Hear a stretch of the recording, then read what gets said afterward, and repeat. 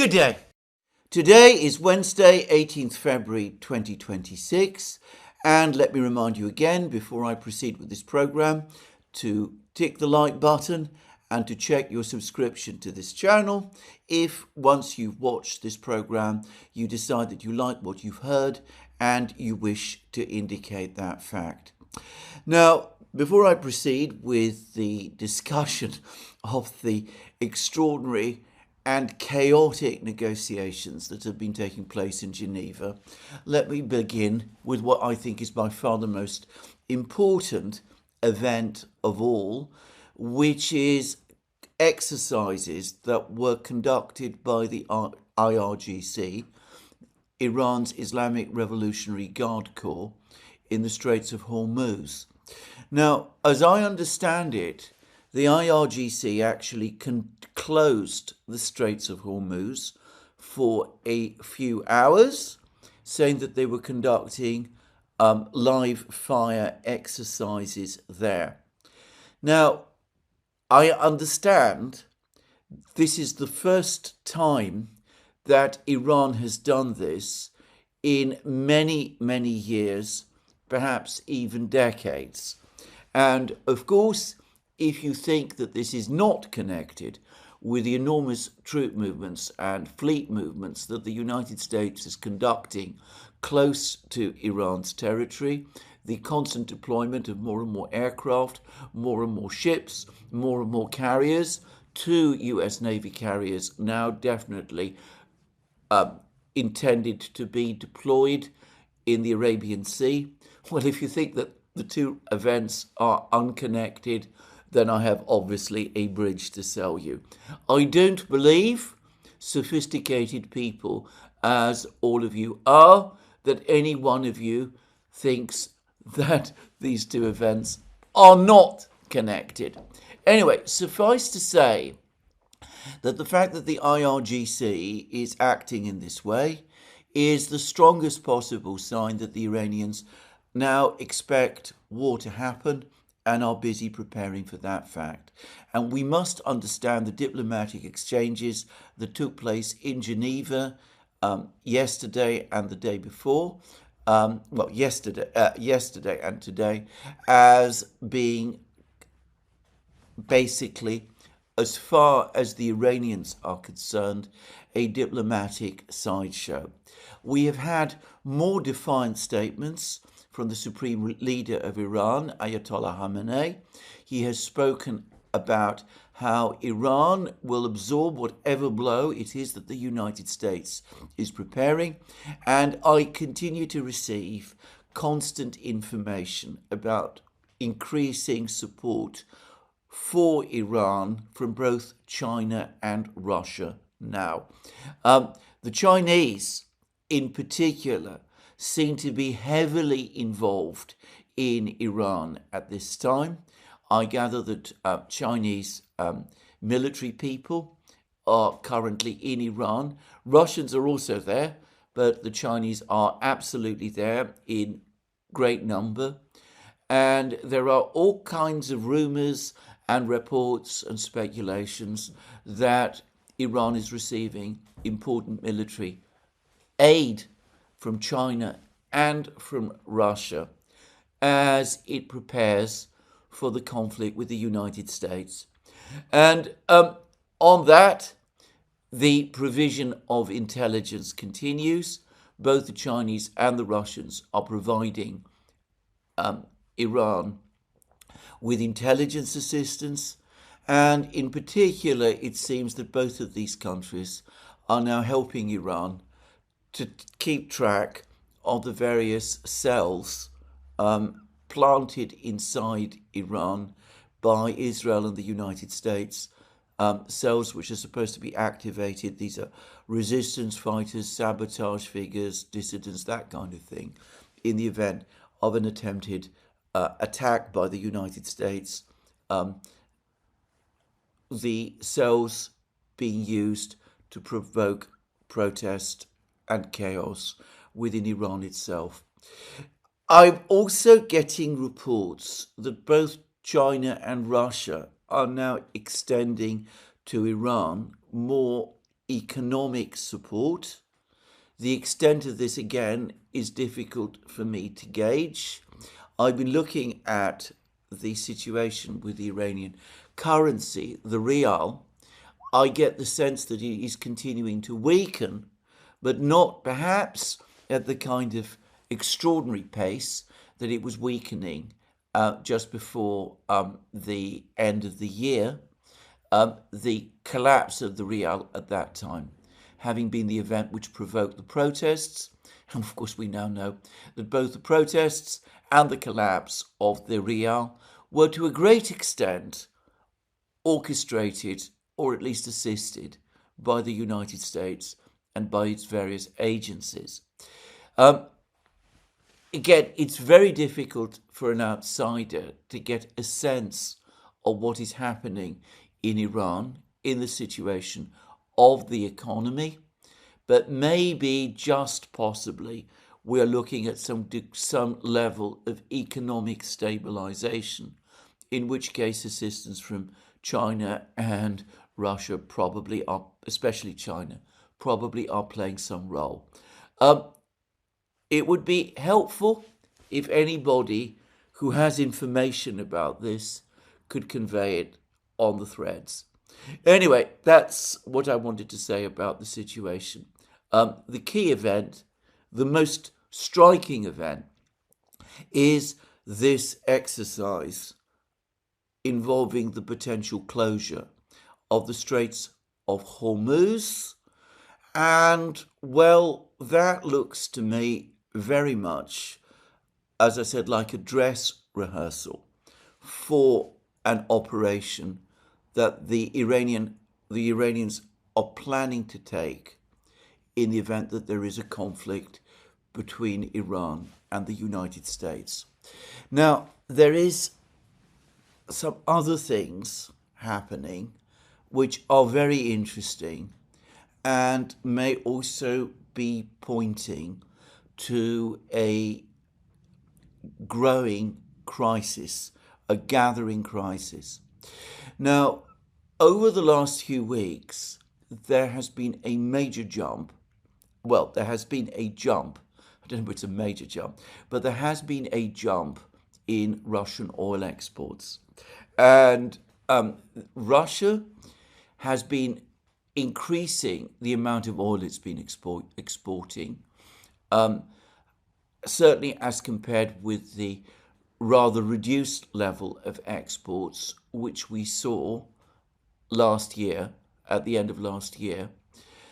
And interestingly, movements of tankers show that this oil, this Russian oil, which, as I said, is now being exported in bigger numbers, is heading towards China, not towards India.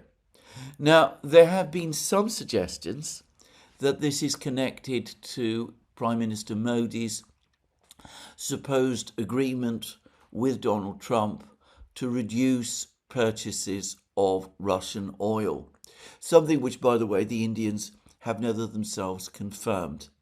Now, this is possible, and I'm not going to say that that is not the case. It is certainly possible.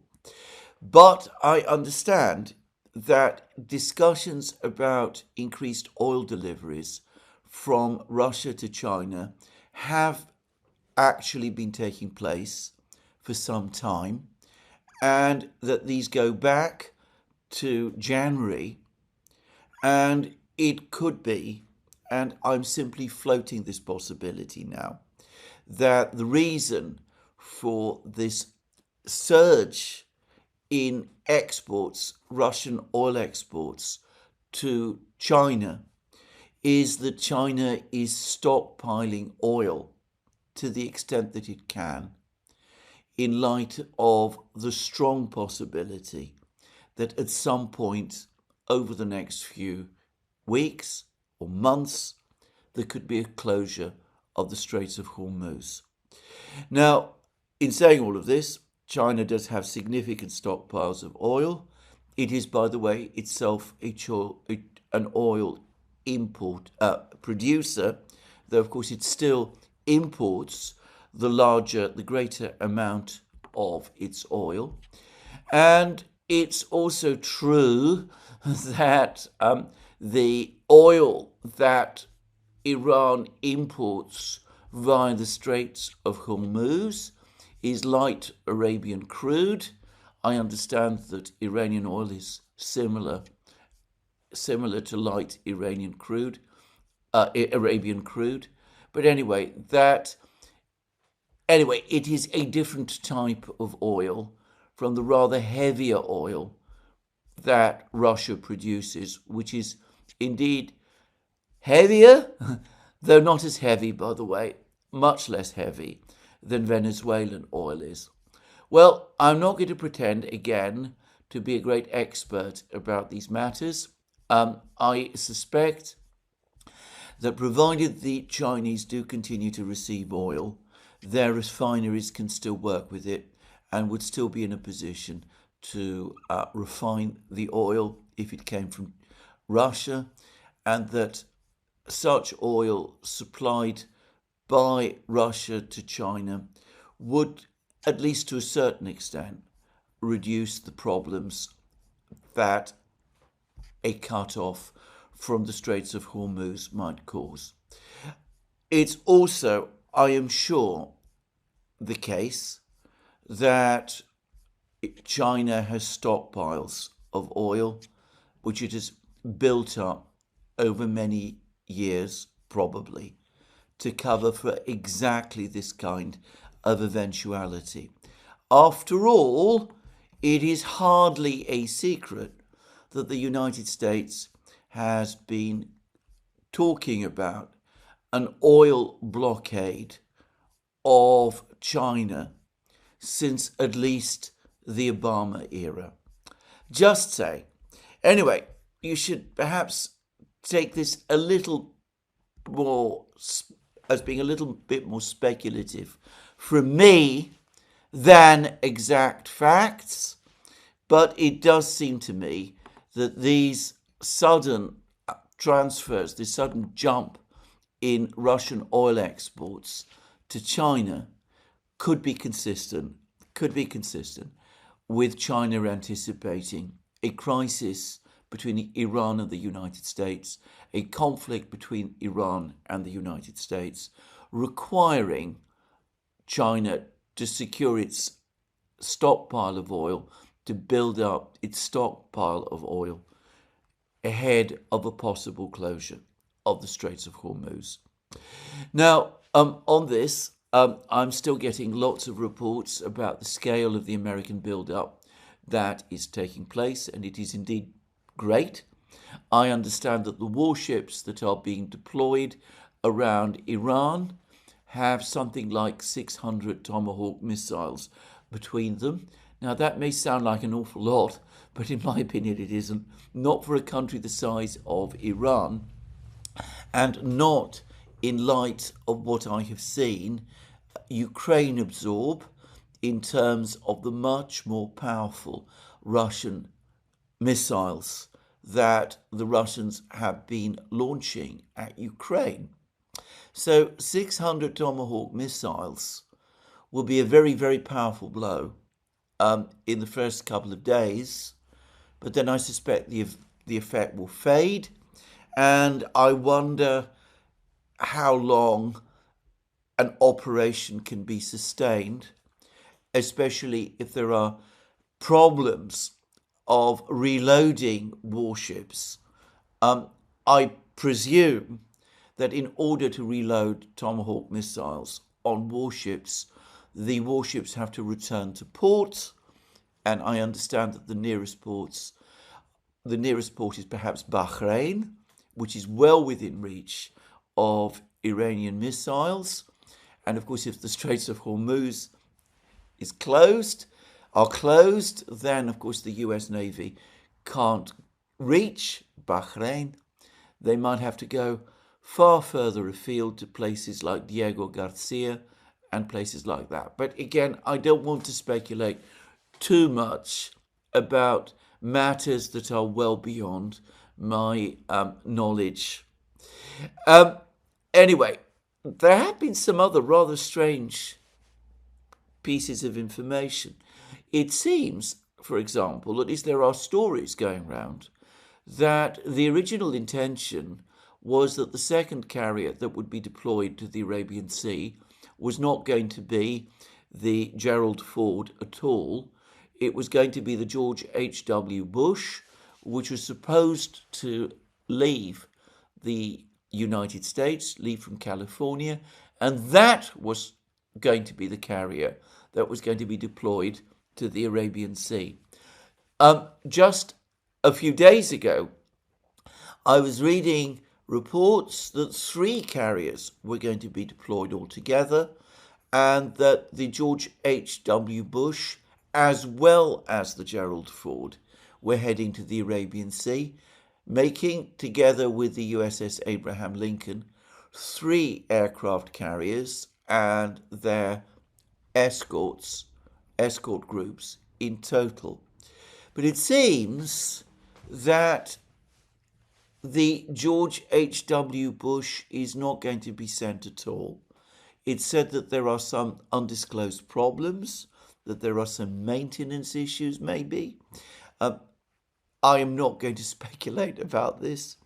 But the Gerald Ford, which is America's latest, most modern carrier, but which has already been in active service, has been on patrol now for some time, first in the Mediterranean and now, and more recently, in the Caribbean, has had to be diverted from its tasks in the Caribbean, not because that was part of the original plan, but because it's had to take the place of the George H.W. Bush. Now, if all of this is true, it does suggest that there are more problems with the American Navy than perhaps we know, that maybe ships are old, that they're not always in full states of repair, that the United States Navy, big and powerful as it is having to juggle warships, and well, all of this might indeed be a problem. Again, I don't want to speculate too much about matters that I know less about and which I am emphatically not an expert about. But I have read those reports, and they do seem to be plausible, and I do find them interesting. Now, having said all of this, let's turn now to the events in Geneva. And as I discussed in my program yesterday, we have had the extraordinary situation, indeed the utterly bizarre, unprecedented situation of the same group of American negotiators, basically Witkoff and Kushner, neither of whom are trained diplomats or professional diplomats, neither of whom have a vast depth of experience in negotiations at this level. One of whom, Jared Kushner, is not, properly speaking, even a member of the American government. Anyway, these 2 negotiators going from one top-level negotiation, the one with the Iranians, to the other top-level negotiation, the one with the Ukrainians and with the Russians. And I said that this is extraordinary, that I've never heard of anything like that before. And, well, I then read an article yesterday in Reuters in which it was quite clear that I'm far from being the only person who finds this situation as completely bizarre. Some of the participants in the talks are furious as well. There was comments from all sorts of people talking to Reuters saying that this is a completely dilettante-ish approach to diplomacy, that, again, Witkoff and Kushner are completely out of their depth, dealing with such formidable and skilled operators as Arakci and Medinsky and Galuzin. And that the Iranians, there was one person who spoke to Reuters who was described as being close to the Iranian negotiators, who conveyed to Reuters the Iranians' anger and their belief that this weird way in which the negotiations were being conducted was a sign that the United States really isn't taking the negotiations, certainly not the negotiations with Iran, that it isn't taking those negotiations seriously. And I have to say that I agree. If there was a real wish, a real concern in the United States to avoid war with Iran in the Middle East, surely the negotiators would be focused on talking to the Iranians and would not want to distract themselves by also having the Ukrainians and the Russians there as well. Anyway, it's not just the Iranians who are angry with the negotiations that took place in Geneva. The Russians, as always, retain a disciplined silence after these talks. The chief Russian negotiator, Vladimir Medinsky, has spoken to the Russian media. He said that the negotiations in Geneva were difficult but businesslike. Now, in deciphering that diplomatic language, as far as I could see, what that means is that they were businesslike in the sense that the Russians, at least, put forward their views clearly and without equivocation. And when the Russians say that the negotiations were difficult, it's a good sign that no substantive progress of any kind was made. But anyway, that is what Medinsky said. He said that despite the negotiations having been difficult, there would be another round of the negotiations soon, which of course suits the Russians very well, because from the Russian point of view, it is they who have wanted to conduct the negotiations in this format with the Ukrainians. It is the Ukrainians, in fact, people always overlook, who have twice pulled out of negotiations with the Russians before. On the first occasion in April 2022 in Istanbul, after which, by the way, in September or October of 2022, Zelensky then issued a decree which prohibited negotiations with the Russians entirely until the moment came when the Russians completely withdrew from all Ukrainian territory as it existed on the 1st of January 2014. In other words, until the Russians withdrew from Crimea as well.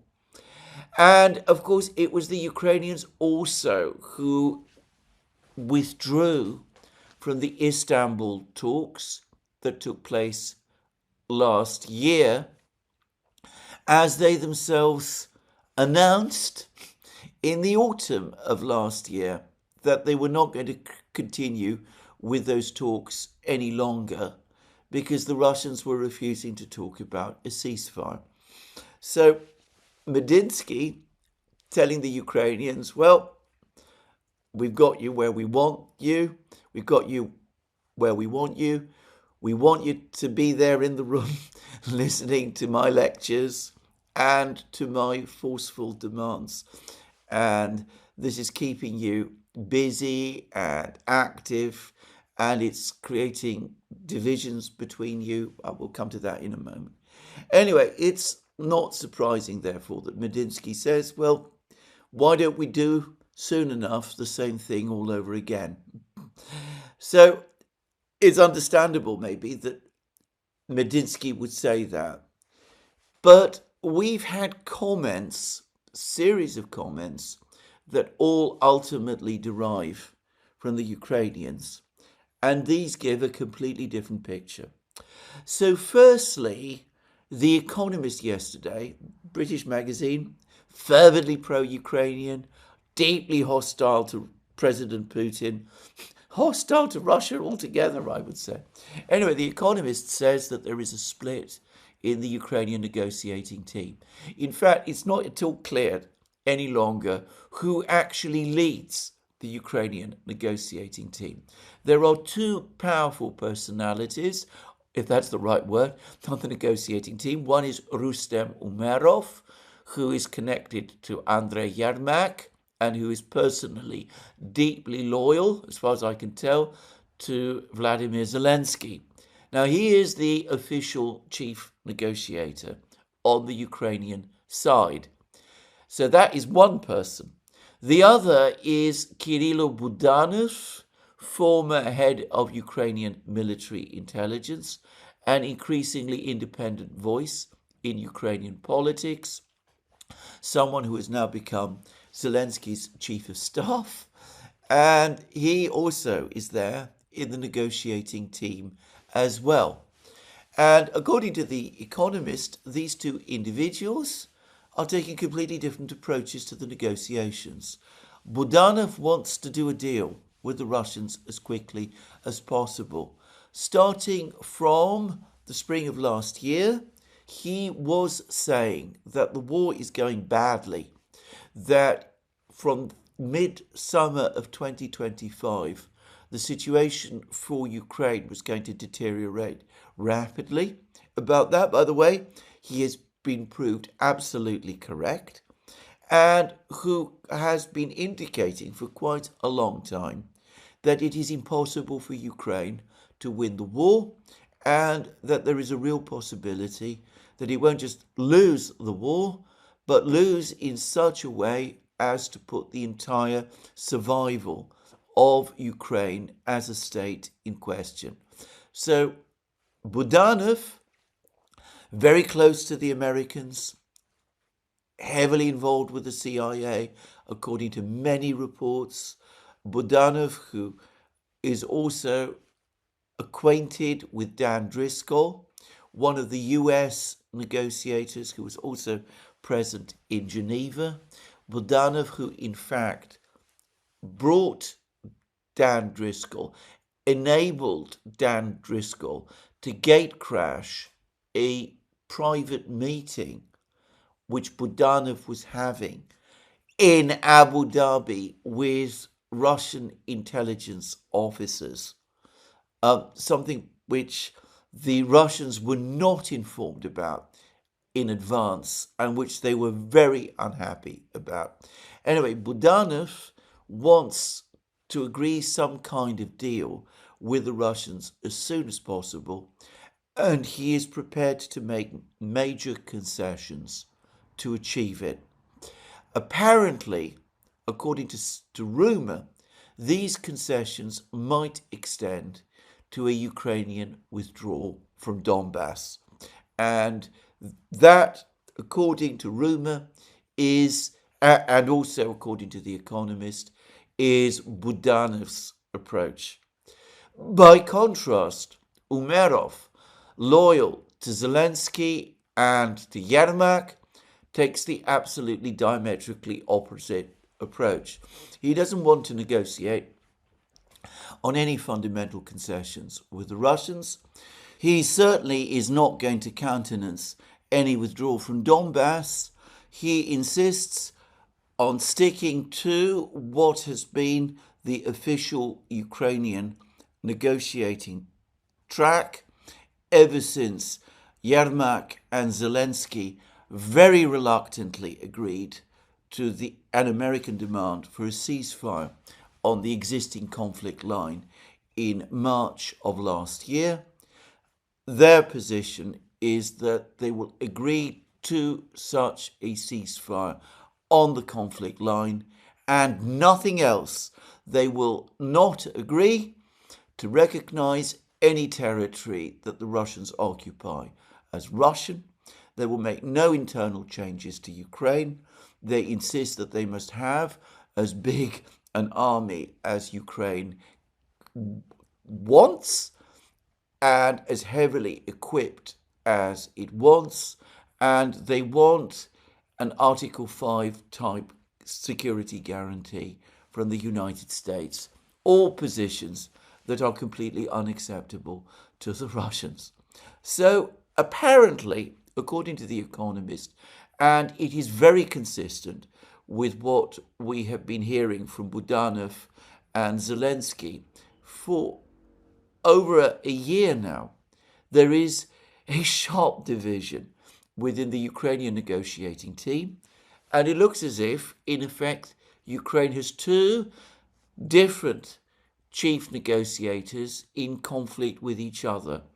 And this might, by the way, explain why, apparently, over the course of the Geneva meeting, the meeting itself broke up, and apparently two completely different chief negotiators from Ukraine were running different parts of the discussion. So one part of the discussion took place between Medinsky and Umerov, and it concerned political matters, territory, Ukraine's non-aligned neutral status, rights for Russians, all the big fundamental things. And then there was the military and security and intelligence dialogue between Budanov and Admiral Kostyakov of the General Staff, and that was about entirely different things, buffer zones, control mechanisms, but perhaps the dirty war as well, those things too. So when people say that the talks on the first day lasted for 6 hours, this is something of a misunderstanding, because apparently there were two separate meetings. One meeting in which the Russian group was headed by Medinsky and the Ukrainian group by Umerov, and a second meeting which was headed by Kostyakov on the Russian side and Budanov. Anyway, I'm not going to discuss this more deeply, but again, one could see why Medinsky, who is heading what is a united team, acting under Putin's instructions and with his supervision, is quite happy to allow these negotiations to continue, because they are exposing gaps and differences and, if you like, even splits on the Ukrainian side. But anyway, that was one piece of information. And again, it must originate from Ukrainian sources. Someone, perhaps Budanov and his people, have been talking to The Economist about the divisions in Ukraine. And then there is more information, this time from Barak Ravid, who is a US journalist working for Axios, a very hardline journalist indeed, by the way, somebody who strongly supports, well, I would regard him basically as a neocon to his fingertips. But that is not to say that he's not a very well-informed figure. And he reports that the meeting in Geneva between the Ukrainians and the Russians was tense, that it didn't go particularly well, that everything hit deadlock, that the talks in effect stalled, and that the reason they stalled was because of Medinsky's approach, the extremely hard line that Medinsky took during the negotiations.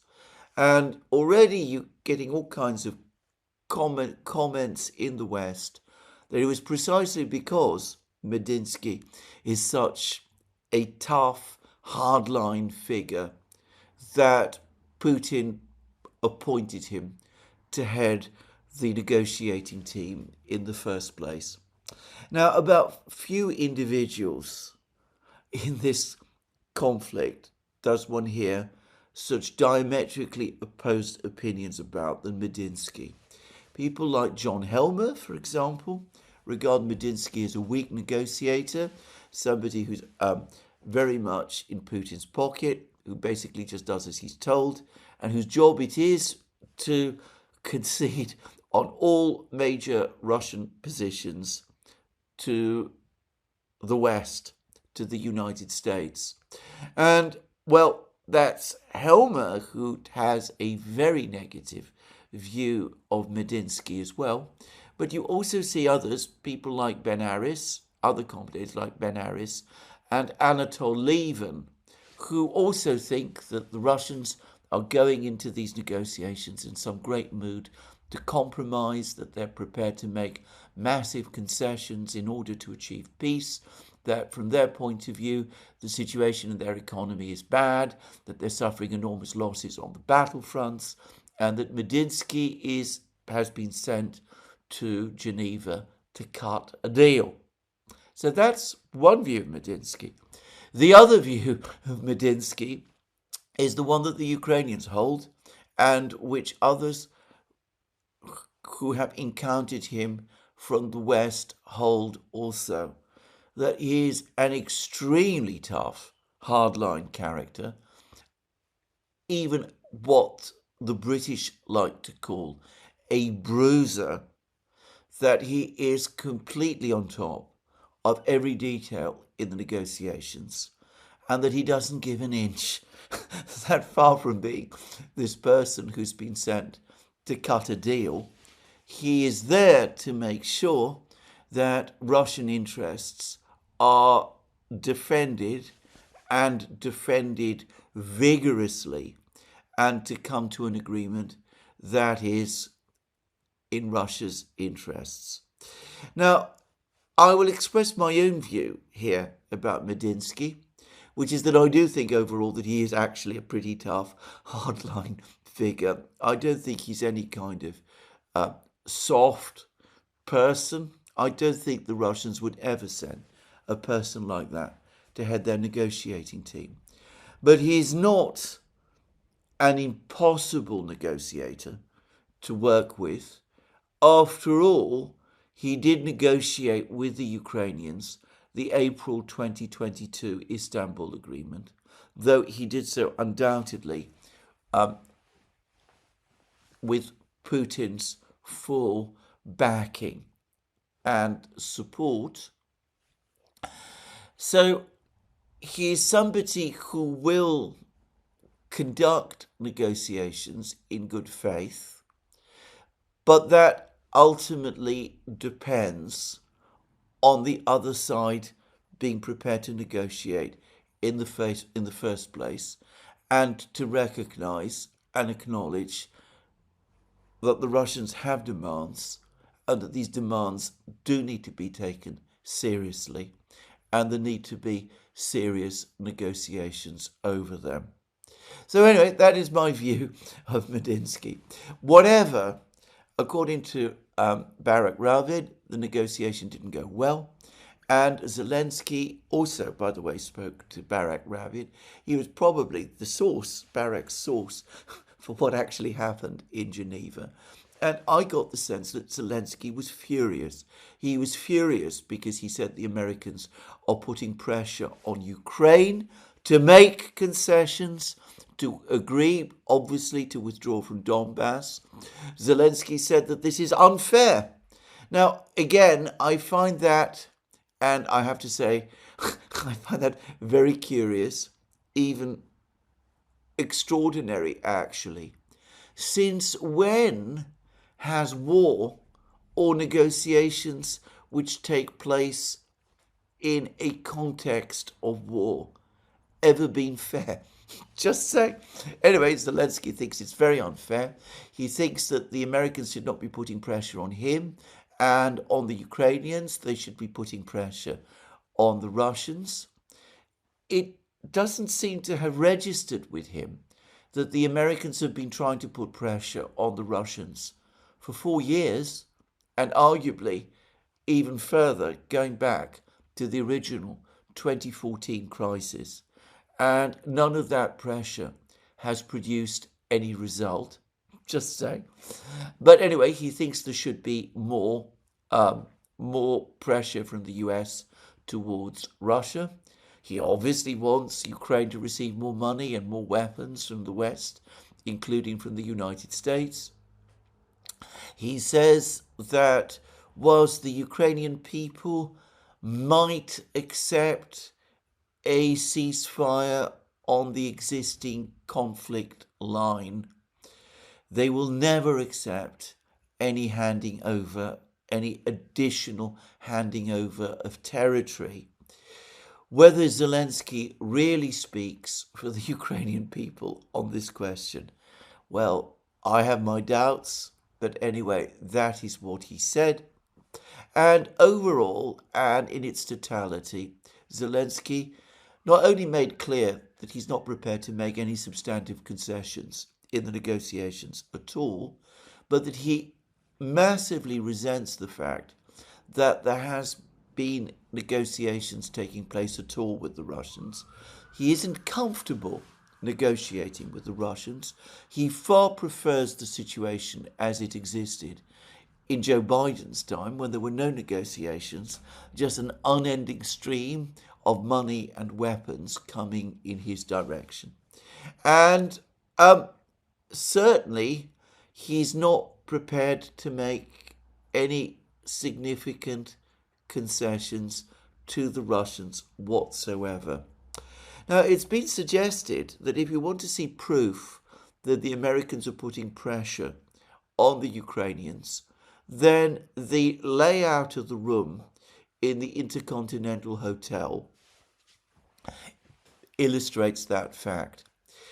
In the meetings in Abu Dhabi, the Americans were in the center.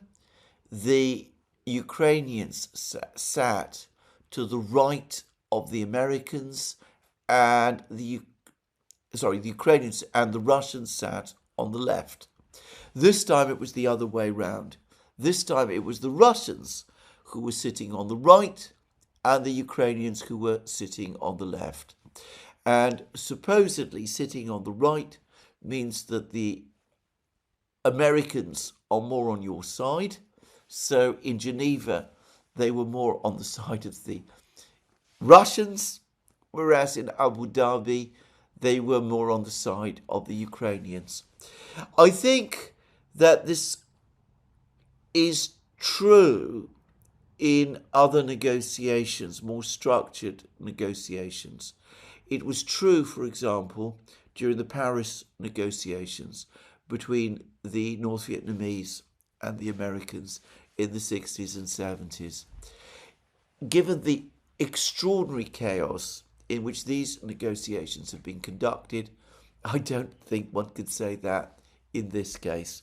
I think more likely the layout of the places was something that the Swiss did without consulting with anybody, just saying.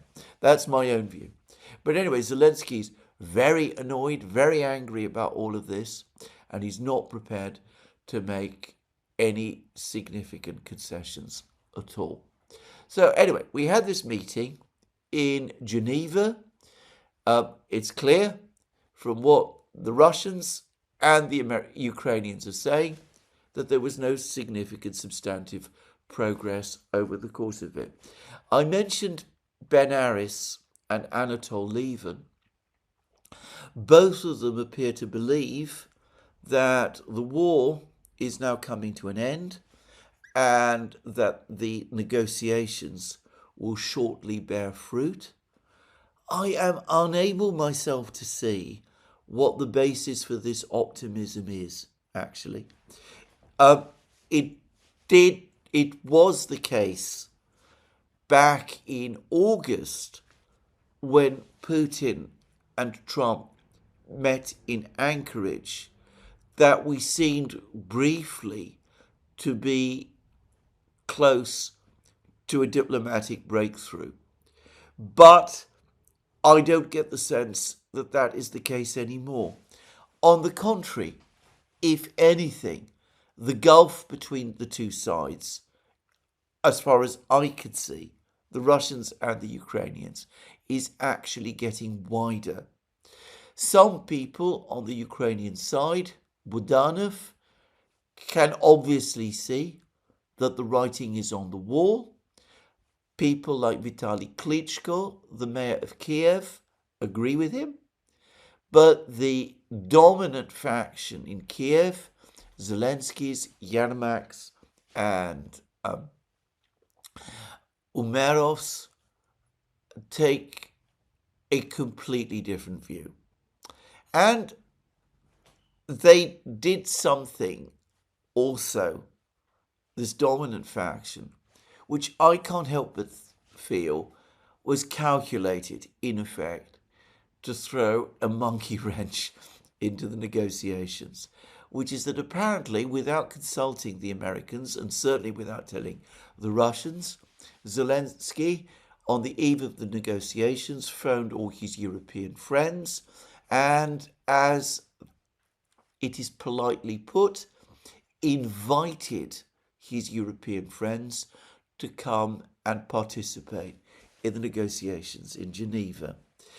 This despite the fact that the Americans and the Russians had agreed that the only parties that would participate in the negotiations would be Russia, the United States, and Ukraine. And sure enough, the national security advisors of 4 European countries, Britain, France, Germany, and Italy, all showed up in Geneva. And it was fairly clear that what they were trying to do was to gatecrash the talks. Apparently they wanted to join the talks, if not on the first day, then at least on the second, so that they could say that they were actually in the room. And Zelensky wanted them there because even if the Americans have at times given the impression that they want the negotiations to proceed and to succeed and for the Ukrainians to make concessions to the Russians to enable that to happen, the Europeans, as I've discussed in program after program, have been playing a spoiling role.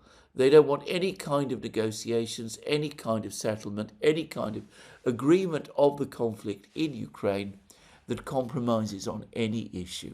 Ukraine must be able, at the end of the war, to join both NATO and the EU. It must be allowed to have as big an army as it wishes, and there must be under no circumstances any further cession of territory to Russia, and all territory that Russia controls must continue to be recognized and considered Ukrainian. Demands, which of course the Russians will never accept. So anyway, these national security advisors, I saw pictures in the hotel room, in the hotel, the Intercontinental Hotel in Geneva, of Keir Starmer's national security advisor, Jonathan Powell, prowling the rooms and the corridors. Anyway, these national security advisors all turned up in Geneva on the evening of yesterday. And, well, in the event, the Americans and the Russians didn't allow them to join the talks today. I suspect that had they been there, the Russians would have walked out. But regardless of that, they did apparently have meetings with the Ukrainians and the Americans yesterday. And unbelievably, there is even video footage, video taken, I suspect, by the hotel's security cameras, in which you see Jonathan Powell talking anxiously to Steve Witkoff.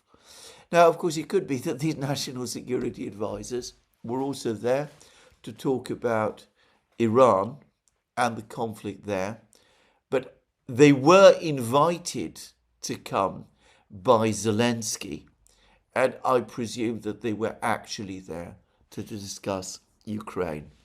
So anyway, a circus, I really cannot describe it in any other way.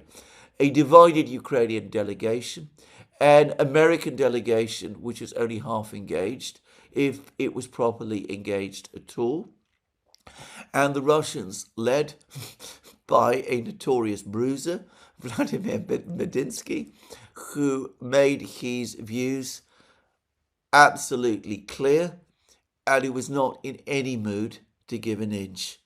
The Ukrainians, on Ukrainian social media, they've been saying that this whole thing was just a pointless, empty performance put on for the benefit of one individual, who is Donald Trump. Remarkably, Deutsche Welle, Germany's public broadcaster, said exactly the same thing, that this is all a performance put on for Trump's benefit. Nothing of substance, nothing real achieved. There will presumably be another meeting. The Russians will go. Why shouldn't they? The Ukrainians very grudgingly will go, and the circus will go on. Probably not in Geneva. I don't think the Russians were keen. I don't think the Ukrainians were keen to meet anywhere at all. But anyway, sooner or later, presumably, it will revert to somewhere in the Middle East, though it might continue in Geneva, but no substantive progress was made. In the meantime, of course, the war goes on, and we are continuing to wait for the next big Russian missile strike. There's been quite a lot of discussion on the Russian side of the internet about the previous Russian strike, the one which was conducted by drones and KH-101 subsonic cruise missiles. And I've seen it suggested that one of the purposes of this attack was to track the movement of Ukraine's F-16 fighter jets. And Redovka, the Russian newspaper, which is published in Smolensk and which takes a very, very hardline view of the conflict. Anyway, Redovka said that the Russians now believe that Ukraine has only 10 operational F-16 fighter jets. All of the others have either been destroyed or, given that they're very old aircraft, in chronic states of disrepair, and that the entire program to train Ukrainian pilots, as predicted by people like Brian Beletic, proved to be a complete failure, which explains why these fighter jets, these F-16s, are actually being flown by veteran pilots from the United States and by Dutch pilots who, unlike the Americans, are not veterans and who've never actually seen combat, but who have just recent graduates from the Dutch flying schools. Just saying. Anyway, that could mean that the base areas where the F-16s operate from will be part of the next Russian target.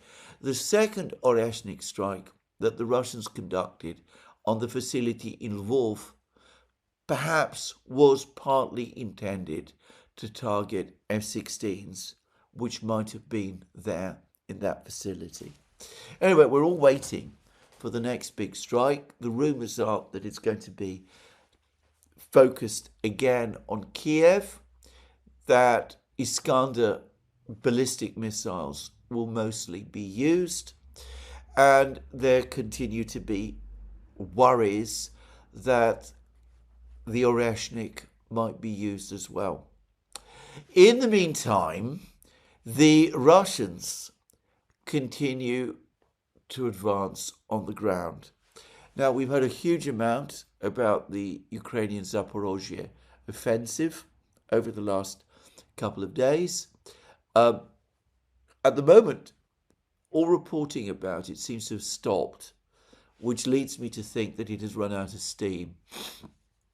In fact, in the area of Orekhov, it looks as if the Russians are continuing to advance westwards towards Orekhov itself. They've captured apparently another small settlement to the east of Orekhov. For the record, I believe that to the extent that there has been any interruption, or any difficulties, any logistical difficulties experienced by the Russians in eastern Zaporozhye, it is due not so much to the presence, to the disconnection of Starlink. The Russian Defense Ministry, by the way, has now published a statement saying that the disconnection of Starlink has had no effect on Russian military communications whatsoever. And for the record, I'm sure that they are right, at least not in terms of the major military units on the battlefront.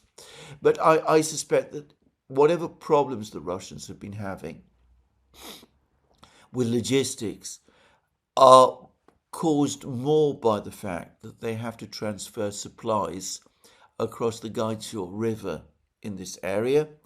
And with all the bridges destroyed, they will have had to create pontoon bridges, and that takes time. And these bridges need protecting. And some of these bridges, at least in their early forms, are perhaps not the strongest bridges upon which to send large quantities of supplies across.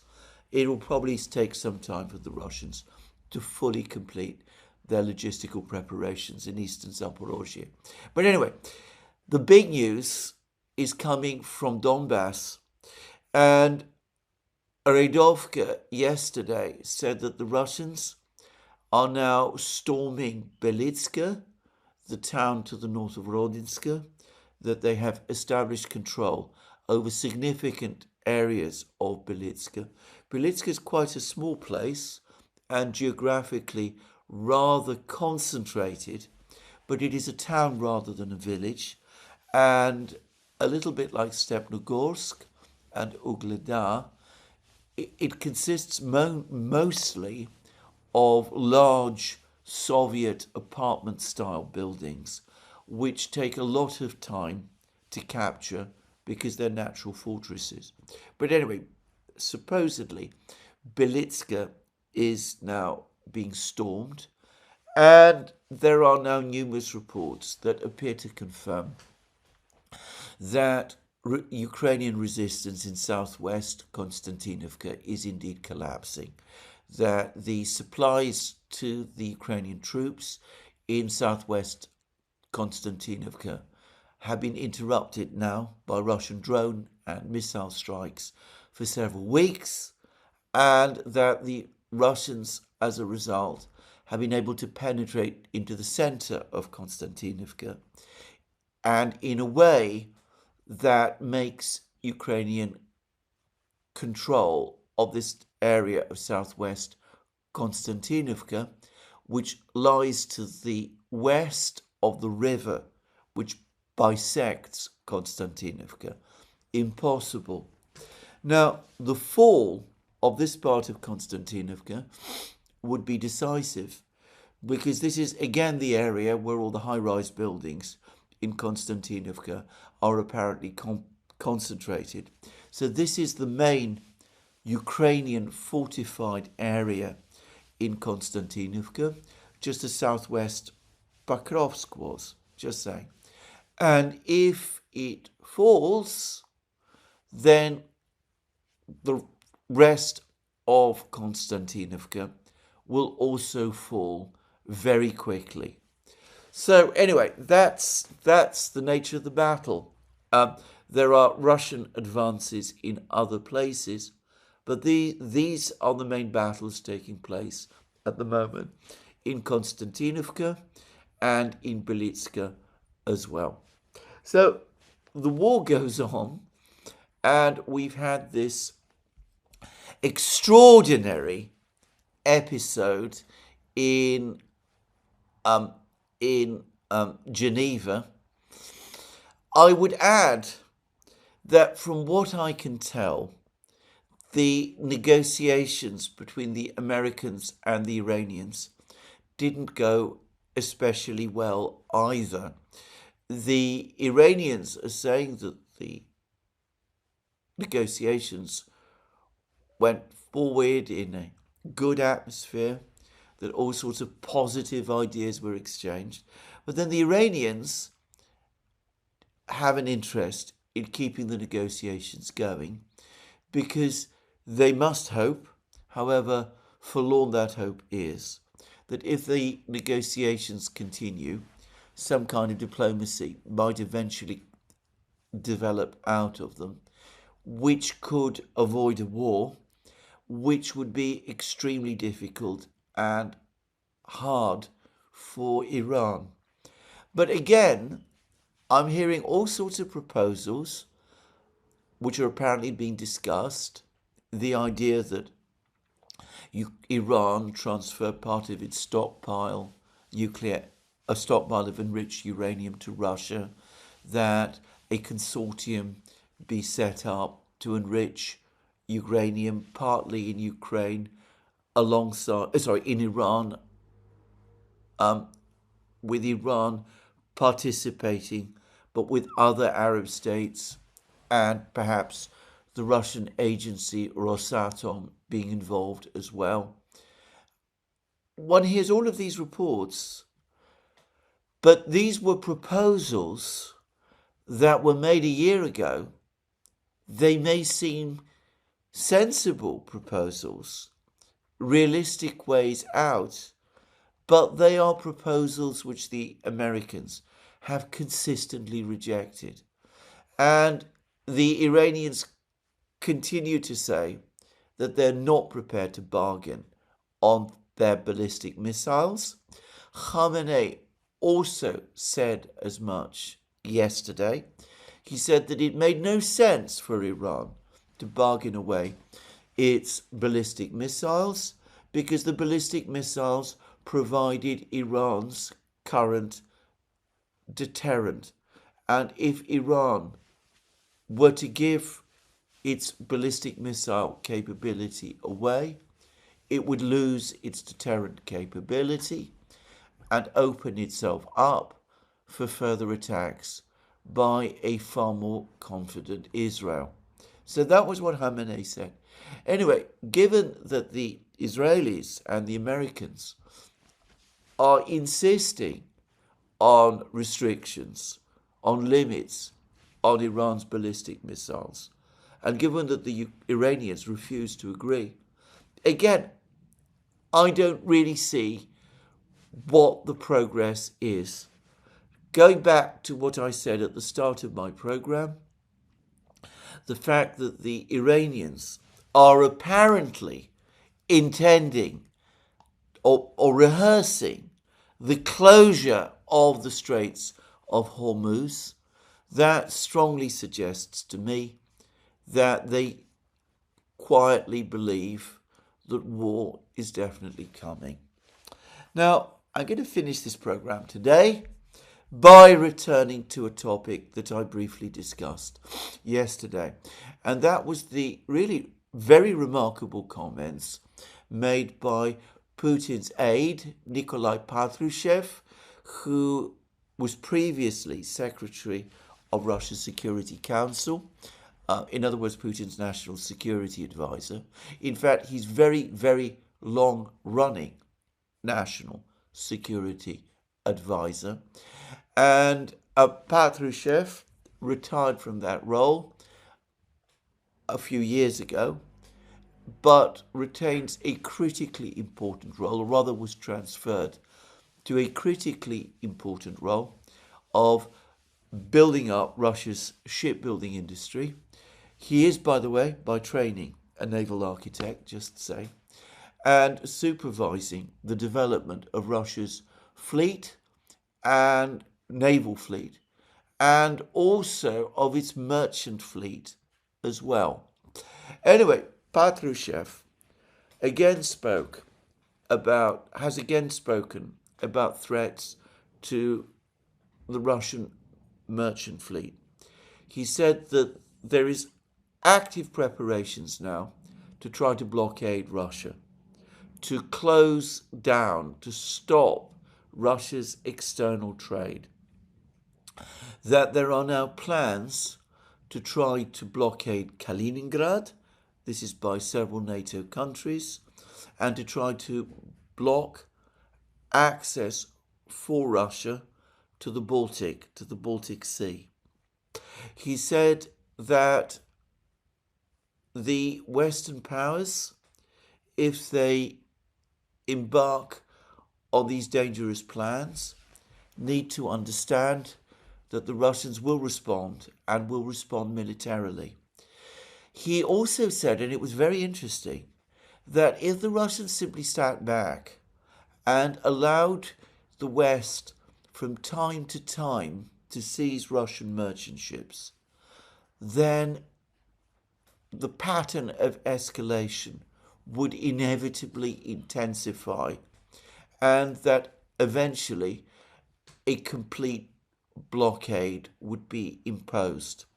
Many people have made this point in the past, that the Russians tend to be very slow to respond when the Western powers take aggressive steps against them, such as launching missile strikes against Russia, for example. And on this occasion, we have a very senior Russian official, indeed, one who has known Putin for a very, very long time and is known to be trusted by Putin and held in high regard by Putin, saying that on the question of the merchant ships, there can be no compromise. The Russians must act, and must act toughly, to protect their national security and economic interests by protecting their merchant fleet. And Patrushev went on to say that the Russian fleet stands ready to do that. And as I discussed briefly in my program yesterday, he hinted that other BRICS navies are likely to join in that as well. Now, I mentioned earlier in the program that I did wonder whether all of these tankers carrying Russian oil to China are intended to help build up Chinese oil stockpiles ahead of a possible closure of the Straits of Hormuz. If so, then the arrival of these ships in China, the continued supply of oil by Russia to China, is for China itself a national security interest. China now has, in terms of numbers, ship numbers, the biggest fleet in the world, war fleet in the world. And it also has 3 operational carriers, though only one of these is equivalent to an American supercarrier. But nonetheless, it is a big and very powerful fleet indeed. I wonder whether, in the event of a crisis, China might join with Russia to protect oil tankers transferring Russian oil from Russia to China. A year, 2, 3 years ago, discussing such possibilities would have been unthinkable. But I don't think they any longer are. We are, as I've discussed in a recent program, now looking at a potential superpower crisis. My sense is that neither the Chinese nor the Russians, even today, are looking for a conflict with the United States. But Russia doesn't want its energy exports blockaded. China doesn't want its energy and food imports blockaded. Given that it is Russia that supplies China's food and energy imports to an increasing degree, one can see that there is now a commonality of interest between the two to protect them. Now, again, I don't want to speculate beyond the known facts, or at least not too far beyond the known facts. All I will say is that Patrushev did say what he did, and it is also true that the Russians and the Chinese are communicating with each other all the time, and that the Russian and Chinese navies now do conduct regular exercises together. So anyway, that is what I wanted to say about this. We are at an unusually dangerous moment. This I've said already, but perhaps it bears repeating. I can't help but think that if there had been a serious desire in the United States to find a way out of the Iranian conflict, the negotiations in Geneva would have been conducted in a completely different way. Marco Rubio, who is after all the Secretary of State, notice, is steering well clear of the negotiations in Geneva. He is not taking any role in them at all. So, to me, this bizarre circus in Geneva certainly points to a likely